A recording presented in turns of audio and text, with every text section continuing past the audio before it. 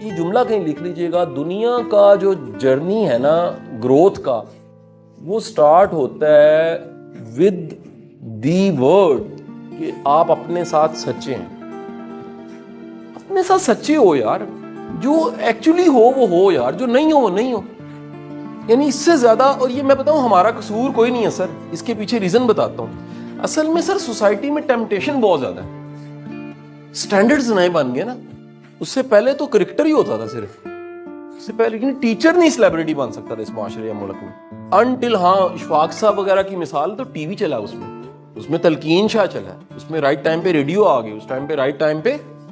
یہ نہیں ہو سکتا تھا کہ یار ٹیچر ہو کے بندہ، یا واسف صاحب ایک بڑی ایکسیپشنل مثال ہے کہ ٹیچر ہو کے درویش ہو گئے. انگریزی پڑھانے والا استاد نابا روڈ پہ پڑھانے والا، انگلش کالج چلانے والا، وہ اللہ تعالیٰ نے اس کو صوفی بنا دیا.